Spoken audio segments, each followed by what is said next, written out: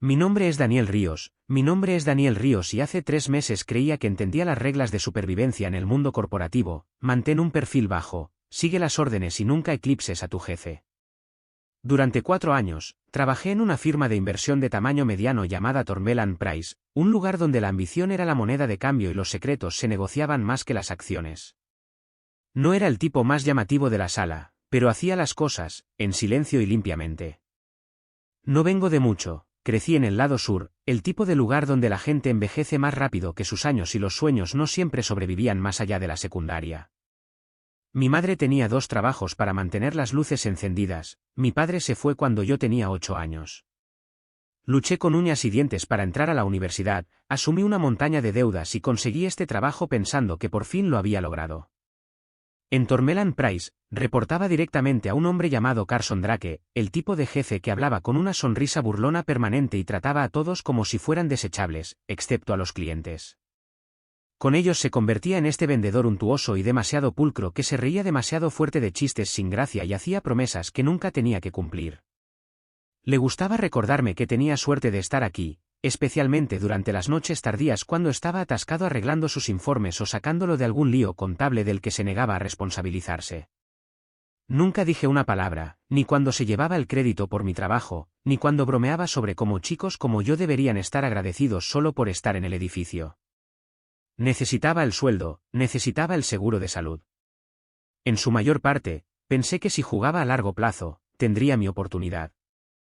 Esa oportunidad llegó en forma de un ascenso, o al menos eso es lo que pensé. Unos días antes de que todo se fuera al infierno, Carson me invitó a un bar en el centro. Para celebrar tu arduo trabajo, dijo, solo un grupo pequeño, casual. Vístete bien, Ríos, estás ascendiendo. Esa debería haber sido mi primera señal de alerta, pero fui, incluso planché una camisa para la ocasión. El bar era de lujo pero escondido, un lugar con poca luz, un reservado de terciopelo y un pianista en la esquina que parecía que preferiría estar en cualquier otro lugar. Cuando llegué, Carson ya estaba sentado en la zona VIP, bebiendo algo oscuro con 2 tipos que nunca había visto antes. No vestían como clientes, tampoco hablaban como clientes. Uno de ellos tenía una cicatriz desde la sien hasta la mandíbula, y el otro no dejaba de juguetear con un anillo de plata en su meñique, escaneando la sala como si esperara problemas. Carson me hizo un gesto para que me acercara con esa maldita sonrisa burlona suya. Ríos, mi hombre, ven, siéntate. Dudé, solo por un segundo, algo en el ambiente se sentía raro, pero me senté. No debería haberlo hecho.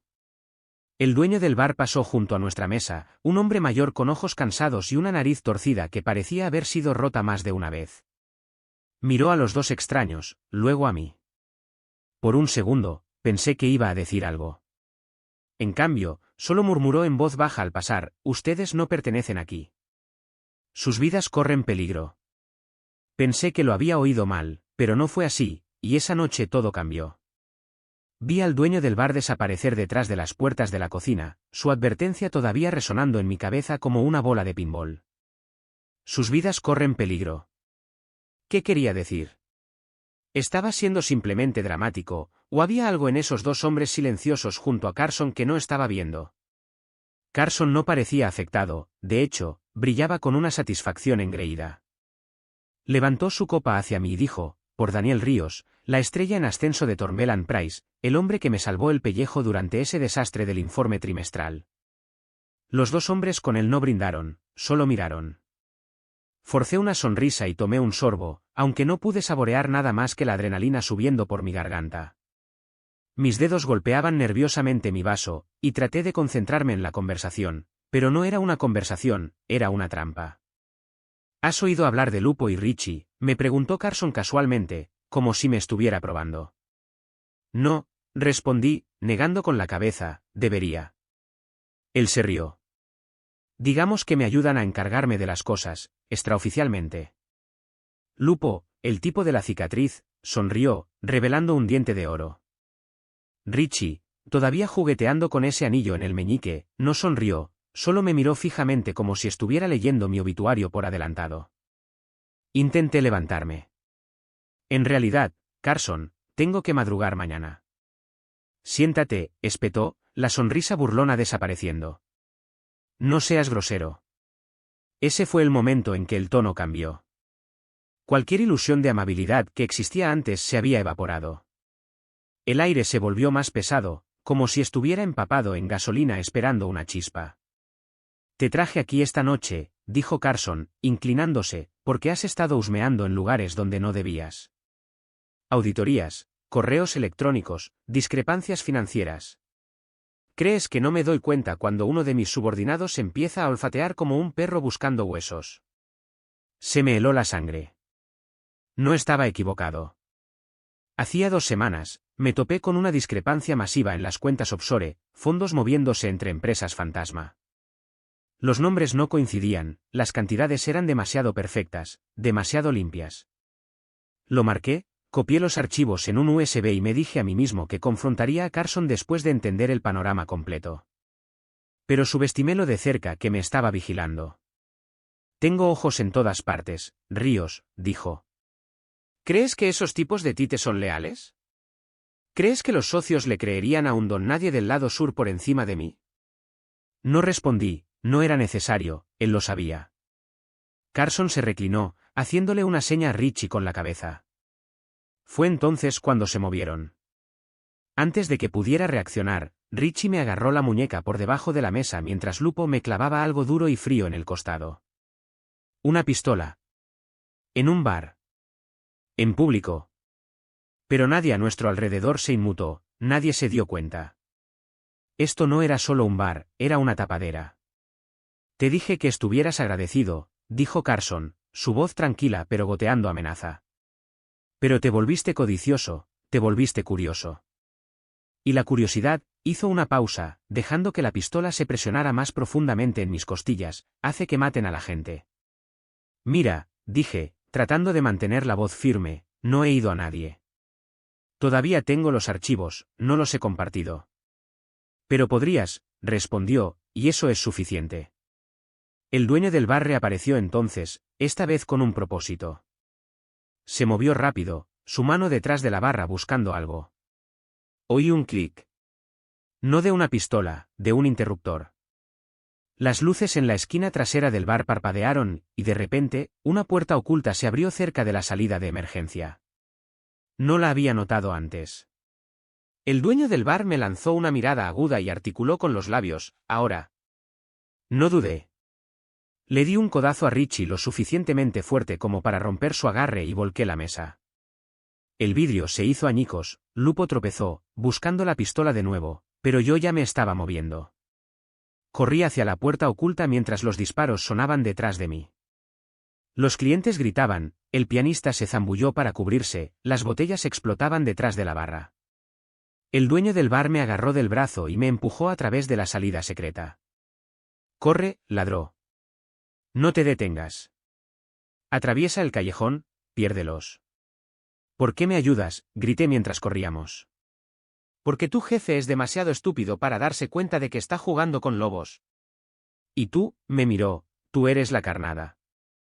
Salimos al callejón, nuestros zapatos resbalando en el pavimento mojado. Todavía podía oír a Carson gritando detrás de nosotros, maldiciendo al dueño del bar, a los tipos de la mafia y probablemente a mí. Las sirenas resonaban a lo lejos, alguien debió llamar a la policía, o quizás eso también era parte del plan de Carson, arrestarme en lugar de matarme. Pero nada de eso importaba en ese momento. Todo en lo que podía concentrarme era en mantenerme por delante de ellos, en seguir vivo. Después de unas pocas cuadras, nos metimos en una entrada de reparto detrás de un restaurante.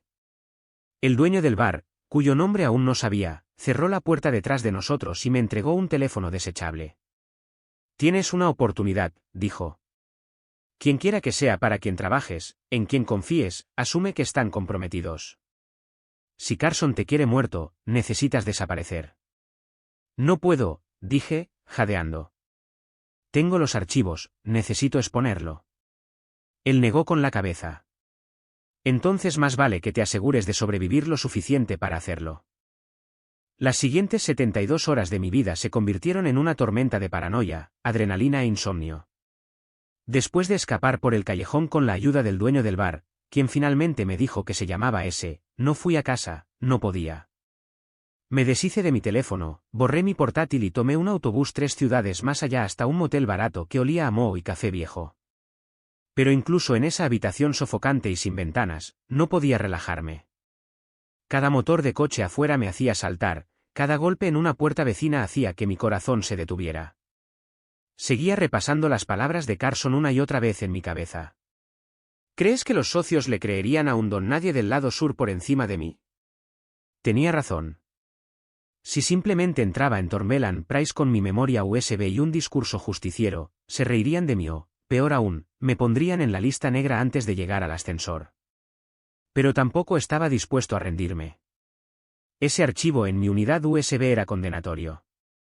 Decenas de millones de dólares habían sido canalizados hacia corporaciones fantasma vinculadas a cuentas en el extranjero, cuentas registradas con nombres falsos pero con números de ruta reales. El tipo de blanqueo que cruzaba fronteras internacionales y podría enterrar a una docena de personas si alguna vez salía a la luz.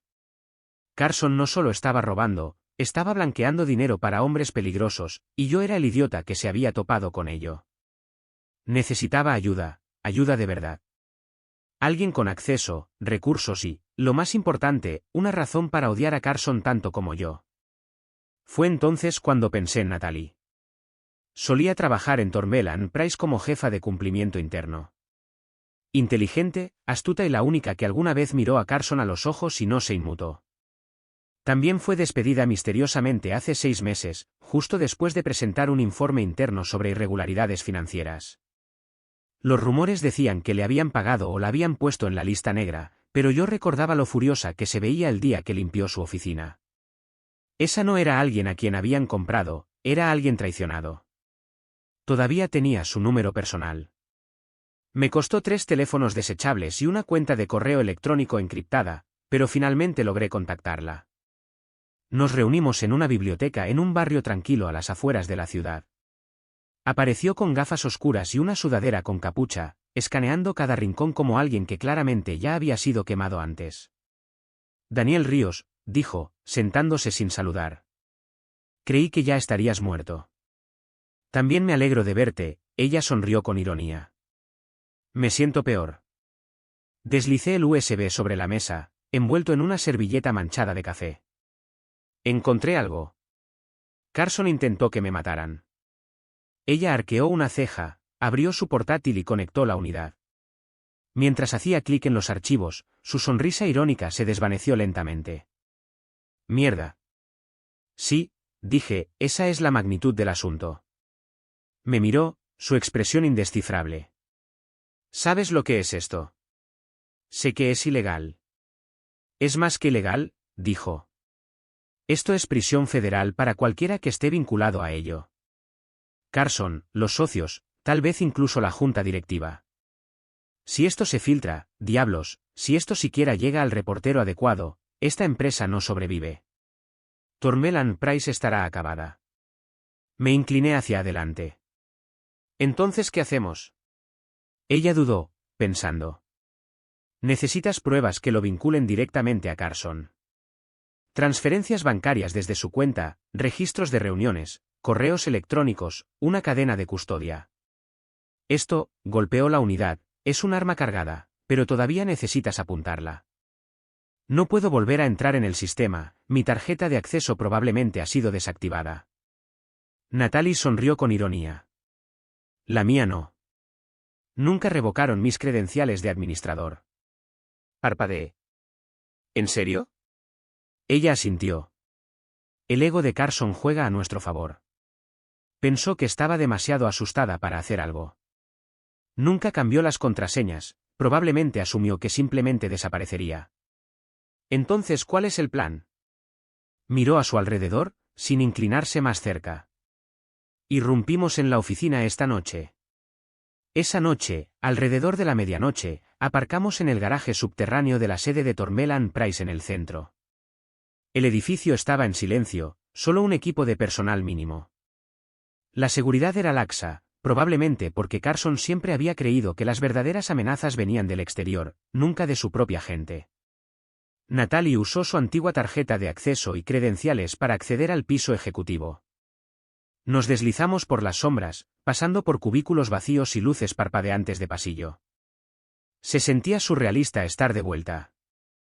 Hace solo unos días, estaba encadenado a uno de estos escritorios, solo otro engranaje en la máquina. Ahora estaba aquí para destruirla. Llegamos a la oficina de Carson. Natalie forzó la cerradura de su gabinete privado mientras yo encendía su computadora usando sus credenciales de anulación. ¿Qué estamos buscando exactamente?, susurré. Correos electrónicos, instrucciones offshore, horarios de reuniones, cualquier cosa que lo conecte a las transferencias bancarias. Entendido. Trabajamos en silencio. Cada crujido del edificio, cada parpadeo de los sensores de movimiento, me oprimía el pecho. Seguía imaginando a Lupo y Richie irrumpiendo a través de las puertas de cristal, con las armas en alto. Pero entonces lo encontré. Un hilo de correos electrónicos entre Carson y alguien llamado Domenico Marotta, discutiendo la compensación por el riesgo, las rutas de movimiento de efectivo y una hoja de cálculo codificada que coincidía con las cifras exactas que había marcado en mi USB. Natalie se inclinó sobre mi hombro. Domenico Marotta. Es uno de los subjefes del sindicato Luggiano, conocido por blanquear dinero a través de capital privado. Bingo. Descargó todo en una segunda unidad. Tenemos que irnos. Ahora. Llegamos de vuelta al ascensor justo cuando las luces del vestíbulo parpadearon y se encendieron. Nos quedamos helados. Carson, de pie en el ascensor, sus ojos se clavaron en mí, luego en Natalie. Su rostro pasó de la confusión a la comprensión en un instante. Tú. No esperé. Me lancé hacia la escalera. Natalie estaba justo detrás de mí. Gritó algo, no pude oír qué, pero oí las puertas del ascensor cerrarse de golpe mientras bajábamos corriendo 5 pisos. Irrumpimos en el garaje y nos metimos en el coche. Natalie salió a toda velocidad del estacionamiento mientras la furiosa silueta de Carson aparecía en la ventana delantera del edificio. Teníamos la prueba, pero ahora él sabía que íbamos a por él. El sol aún no había salido y yo ya era un hombre buscado a los ojos de Carson. Al amanecer, su alcance se extendería por las comisarías, las sedes corporativas y probablemente los bolsillos de cada presentador de noticias y juez que pudiera pagar. Pero esta vez, yo tenía la ventaja. Natalie y yo nos escondimos en una casa segura propiedad de uno de sus antiguos contactos en la aplicación de la ley contra el fraude corporativo, un exauditor llamado Malik que había sido forzado a renunciar años atrás por negarse a falsificar los libros de un cliente. Un hombre sin nada que perder y con sed de venganza, el aliado perfecto. Malik nos ayudó a revisar los archivos, validando cada uno. Incluso descubrió cosas que habíamos pasado por alto, pagos offshore enmascarados como honorarios de consultoría, compras de terrenos a través de compradores ficticios y cuentas en las Caimán bajo alias, todo volviendo a Carson. No solo estáis sentados sobre un fraude, dijo Malik, tocando la pantalla. Estáis sentados sobre un imperio criminal. Esto es material para un caso de crimen organizado. Entonces acabemos con él, dije. Pero no era tan fácil. Carson no solo tenía dinero, tenía músculo, influencia, jueces en su bolsillo. Podía manchar mi nombre, pintarme como un ex empleado amargado o, peor aún, afirmar que yo falsifiqué los documentos. Incluso con la verdad, la carga de la prueba recaería sobre mí, a menos que hiciera algo drástico. Necesitábamos hacer que Carson entrara en pánico, hacer que se expusiera. Así que le tendí una trampa. Esa mañana, le envié un mensaje desde una cuenta de correo electrónico fantasma que no podía rastrear. Asunto, todavía respiro. Voy a hacerlo público. Tic, tac, Carson. No adjunté nada, no dije dónde estaba, pero lo conocía lo suficiente como para saber que se volvería loco. Efectivamente, 2 horas después, el teléfono desechable de Natalie vibró. Era un número anónimo. ¿Dónde estás?, siseó la voz de Carson por el altavoz. Hablemos, Daniel. Como hombres. Intentaste que me mataran, respondí con calma. Los hombres no hacen eso. Todo lo que crees que tienes, no importará. Lo enterraré. Te enterraré a ti. Suenas nervioso, dije.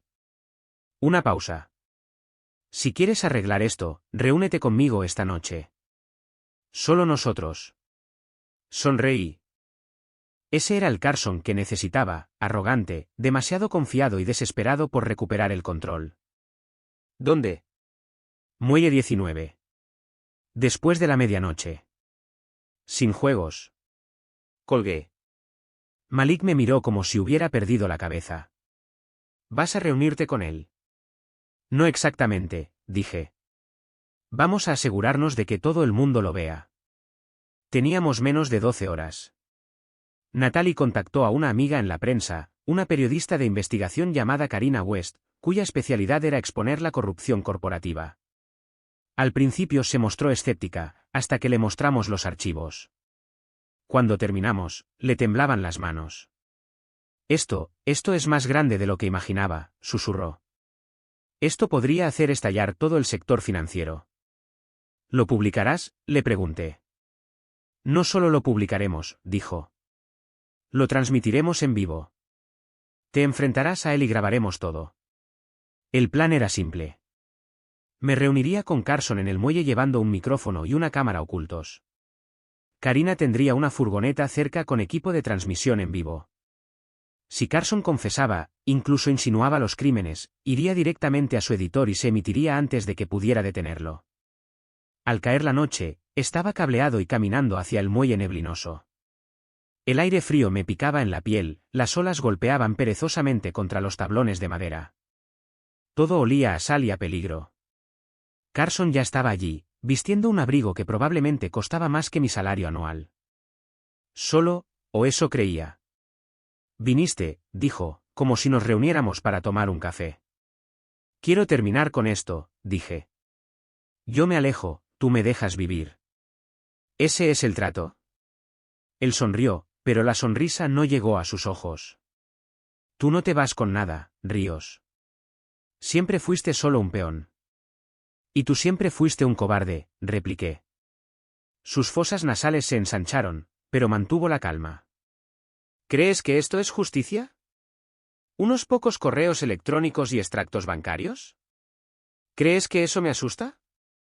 ¿Sabes a cuánta gente tengo comprada? A mí no me tienes.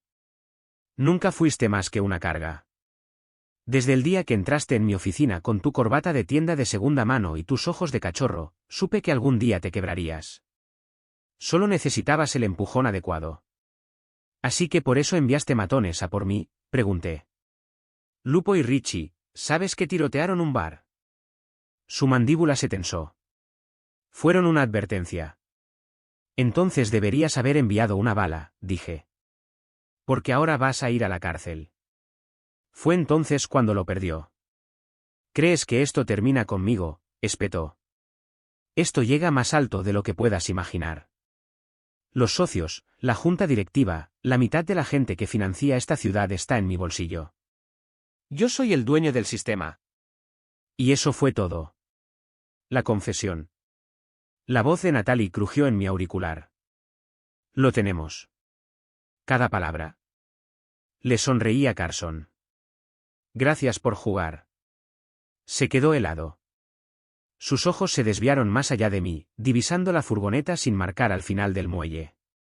Entonces la comprensión lo golpeó como un tren de carga. Tú. Un foco de la furgoneta iluminó el muelle.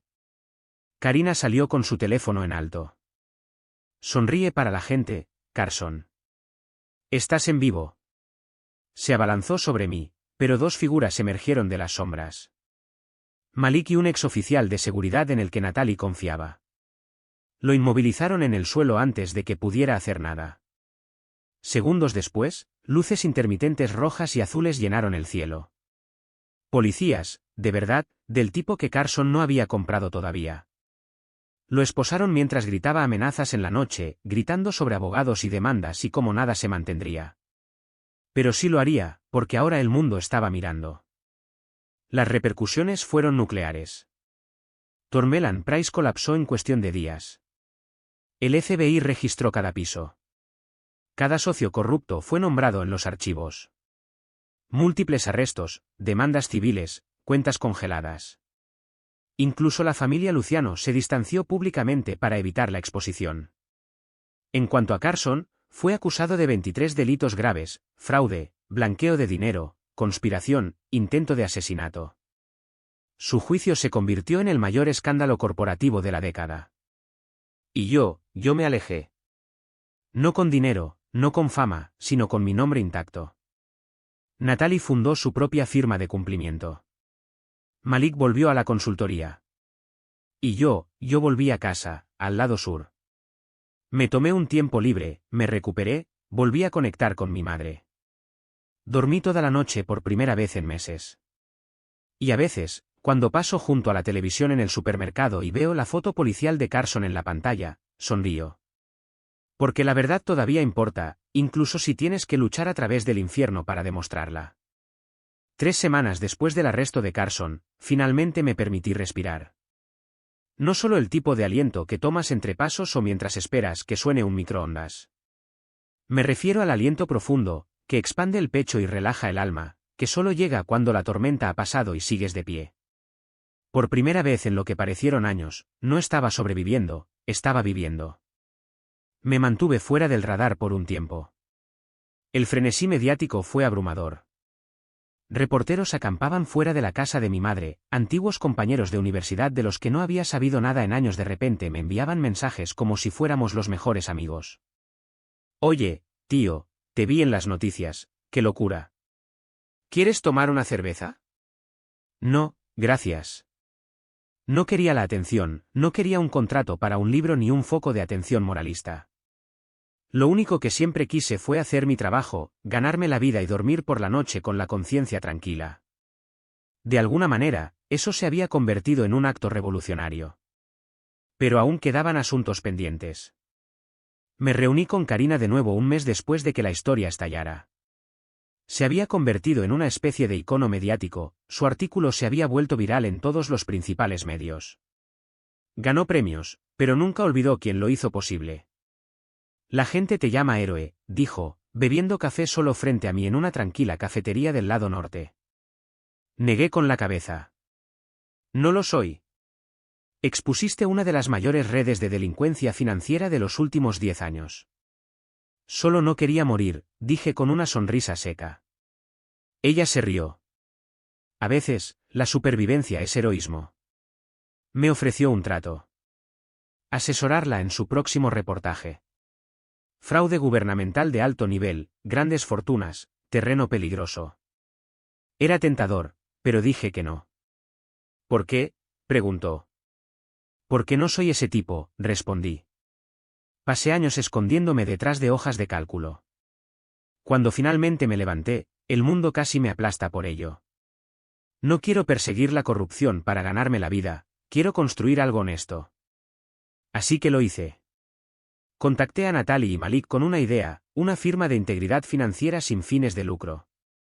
Capacitaríamos a denunciantes, asesoraríamos a empresas que quisieran operar limpiamente y ayudaríamos a las comunidades a entender los sistemas en los que se veían obligadas a confiar ciegamente.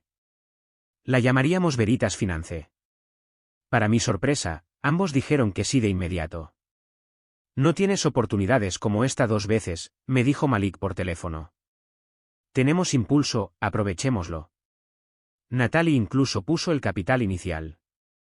Resulta que había estado ahorrando para un día lluvioso, y toda nuestra saga había sido un huracán de categoría 5. Para fin de año, teníamos una pequeña oficina, un equipo de 5 y más de una docena de pequeñas empresas buscando nuestros servicios. Fue entonces cuando sucedió algo inesperado. Una tarde, mientras ordenaba documentos de clientes, nuestra recepcionista llamó a mi puerta.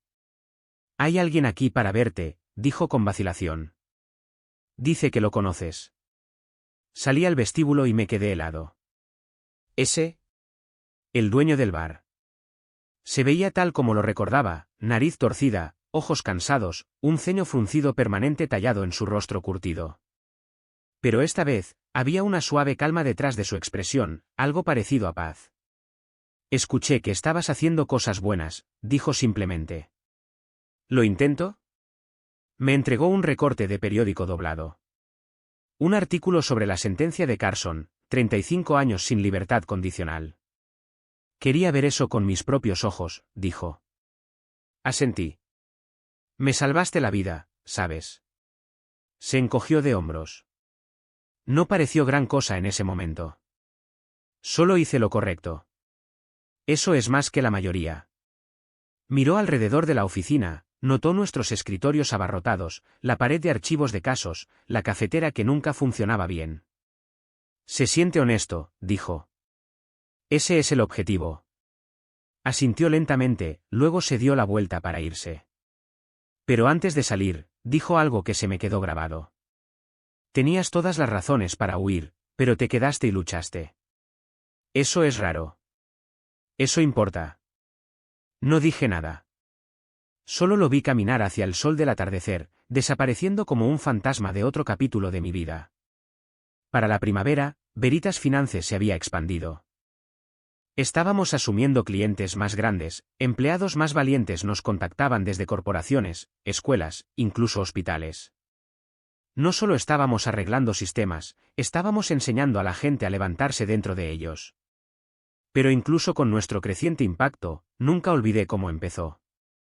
Hay algo en lo que pienso mucho ahora. Ese momento en el bar, cuando ese me miró a los ojos y dijo, sus vidas corren peligro. No me debía nada, no me conocía. Pero aún así eligió hablar, advertir, hacer algo. Y gracias a eso, todavía estoy aquí.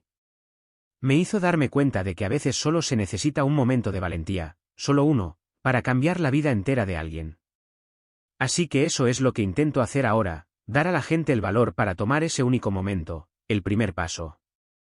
Porque una vez que lo das, no hay vuelta atrás. Y eso es algo bueno. La gente todavía me pregunta si lo haría de nuevo.